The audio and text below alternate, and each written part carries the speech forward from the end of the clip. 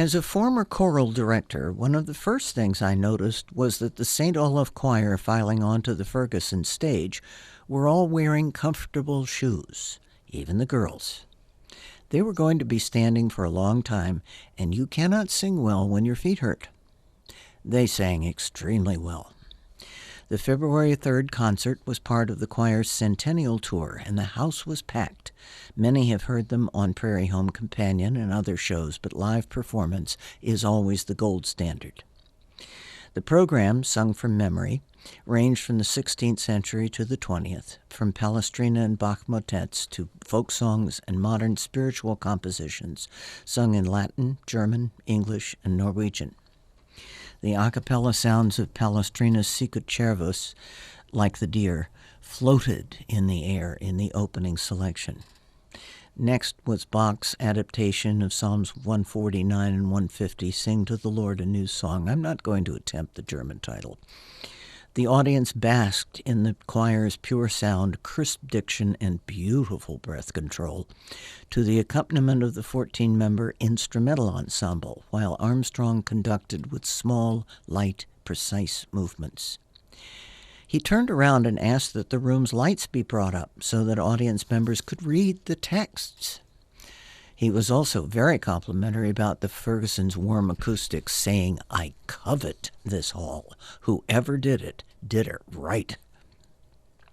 The choir continued with a group of songs and hymns sung in English or German. The tenors had a wonderful, fresh, young sound. Well, they are young.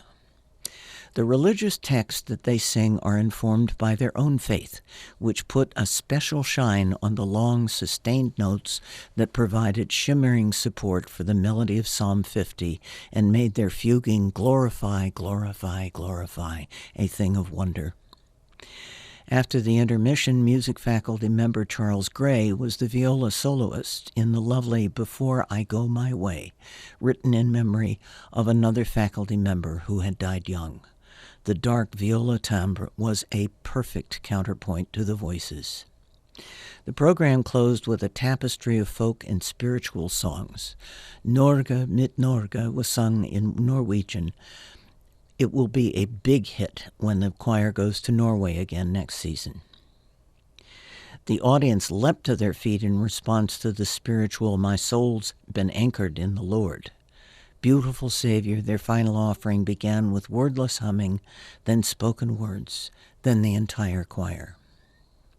One notices small things, attention to minute details that make no difference musically, but perfects the look. For instance, each row of singers sort of sways together. They're holding hands, even the boys.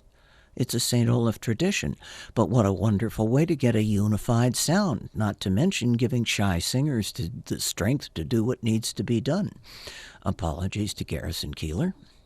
The hem of every robe is exactly the same length from the floor. That's musically meaningless, but speaks volumes about attention to detail in every respect. Not many choirs have lasted 100 years, with only 4 conductors during that time. The newest conductor, Anton Armstrong, who is African-American, has only led the St. Olaf Choir for 22 years. He's still the new guy. Many of the works presented were composed or arranged by St. Olaf alumni or faculty members, including 3 pieces composed specifically for the choir's centennial tour. What a privilege to hear them live. From the other side of the Footlights, I'm M.D. Ridge.